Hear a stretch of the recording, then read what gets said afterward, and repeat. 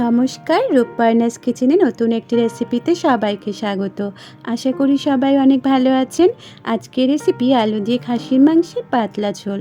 চলুন দেখে নেওয়া যাক আমি কিভাবে খুব সহজে ও কম উপকরণে রেসিপিটাকে তৈরি করি। আমি এখানে 700 গ্রাম খাসির মাংস ভালো করে পরিষ্কার করে ধুয়ে নিয়েছি। এবার দিয়ে দেব 2 চা চামচ লবণ, 1 চা চামচ হলুদ গুঁড়ো, 2 চা চামচ আদা রসুন ও কাঁচা লঙ্কা বাটা। আদা রসুন ও কাঁচা লঙ্কাটাকে আমি একসাথে বেটে নিয়েছি। তারপর দিয়ে দেব 1 চামচ গোলমরিচের গুঁড়ো, 3 চামচ সরষের তেল ও আগে থেকে ফেটিয়ে রাখা 3 চামচ টক দই। এবার সব কিছু মাংসের সাথে ভালোভাবে মেখে নেব। তারপর মাংসটাকে ঢাকা দিয়ে আধ ঘন্টা রেস্টে রেখে দেব। হাতে যদি সময় থাকে তাহলে আরেকটু বেশি সময়ও রাখতে পারেন। আধ ঘন্টা পর কড়াই গরম করে দিয়ে দেব 4 চা চামচ সরষের তেল। তেল গরম হলে দিয়ে দেব অর্ধেক করে কেটে রাখা আলু। আলুটাকে সামান্য লবণ, হলুদ ও কাশ্মীরি লঙ্কার গুঁড়ো দিয়ে মেখে রেখেছিলাম। আলুটাকে 2-3 মিনিট লাল করে ভেজে নেব।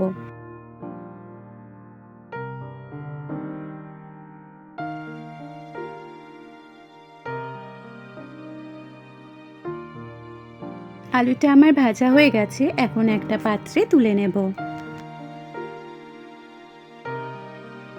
এবার ওই একই তেলে দিয়ে দেব 2টো গোটা শুকনো লঙ্কা, 2টো তেজপাতা, গোটা গরম মশলা।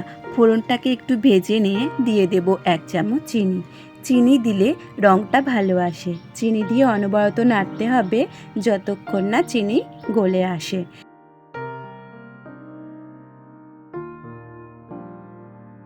চিনিটা পুরোপুরি গলে গেলে দিয়ে দেব 2টো বড় সাইজের কুচানো পেঁয়াজ। পেঁয়াজটাকে 2-3 মিনিট ধরে লাল করে ভেজে নেব।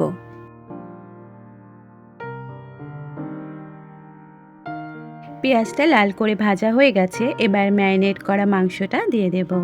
তারপর ভালোভাবে মিশিয়ে দিয়ে দেব 2 চা চামচ আদা রসুন ও কাঁচা লঙ্কা বাটা আর 1 চা চামচ কাশ্মীরি লঙ্কার গুঁড়ো।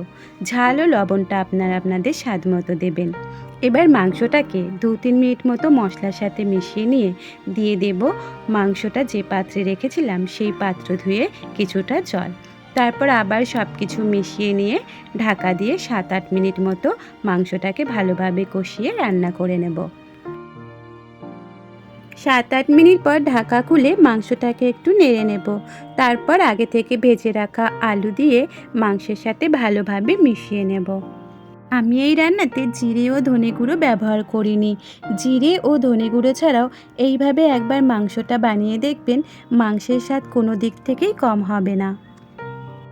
আলুটা মাংসের সাথে ভালোভাবে মিশিয়ে নিয়ে ঢাকা দিয়ে আরও 5-6 মিনিট রান্না করে নেব। 5-6 মিনিট পর ঢাকা খুলে মাংসটাকে আরও একটু নেড়ে নিয়ে মাংসটাকে কড়াই থেকে প্রেসার কুকারে নিয়ে নেব। কড়াইতে মাংসটা করতে চাইলে সেক্ষেত্রে পরিমাণ মতো জল দিয়ে 30 থেকে 40 মিনিট মাংসটাকে রান্না করে নিতে হবে। মাংসটাকে প্রেসার কুকারে নিয়ে নিয়েছি, তারপর দিয়ে দেব পরিমাণ মতন গরম জল। যে কড়াইতে মাংস রান্না করেছিলাম সেই কড়াইতে পরিমাণ মতো জল নিয়ে গরম করে নিয়েছি। আমি এখানে গরম জল ব্যবহার করেছি, আপনারা নর্মাল জলও ব্যবহার করতে পারেন। এই সময় লবণ ও ঝালটা একটু চেক করে নেবেন। আমি এখানে আরও 1 চামচ লবণ দিয়েছি, কারণ লবণটা একটু কম হয়েছিল। ভিডিও ক্লিপটা নেওয়া হয়নি তাই দেখাতে পারলাম না। এবার প্রেসার কুকারের ঢাকনা আটকে 7টা সিটি দিয়ে নেব।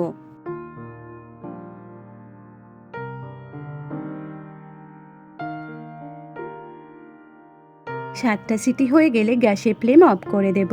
সঙ্গে সঙ্গে প্রেসার কুকারের ঢাকনা খুলবেন না। যখন পুরোপুরি প্রেসারটা রিলিজ হয়ে যাবে তখন ঢাকনাটা খুলে নেবেন। তারপর ঢাকনা খুলে দিয়ে দেব 1 চামচ গরম মশলা গুঁড়ো ও 4টে চেরা কাঁচা লঙ্কা। তারপর আরও একবার সব কিছু ভালোভাবে মিশিয়ে নিতে হবে। তাহলে দেখতেই পেলেন কত সহজে তৈরি হয়ে গেল দারুণ স্বাদের আলু দিয়ে খাসির মাংসের পাতলা ঝোল। রবিবারে দুপুরের মেনুতে এমন একটা রেসিপি থাকলে একতলা ভাত নিমেষেই শেষ হয়ে যাবে। এছাড়াও রুটি বা পরোটার সাথেও সার্ভ করতে পারেন। এই রেসিপিটি বাড়িতে একবার অবশ্যই ট্রাই করে জানাবেন কেমন লাগলো। আমার রেসিপিগুলো যদি আপনাদের ভালো লেগে থাকে তাহলে আমার চ্যানেলটিকে সাবস্ক্রাইব করে আমার পাশে থাকবেন। ভালো থাকবেন, সুস্থ থাকবেন। দেখা হবে পরের ভিডিওতে।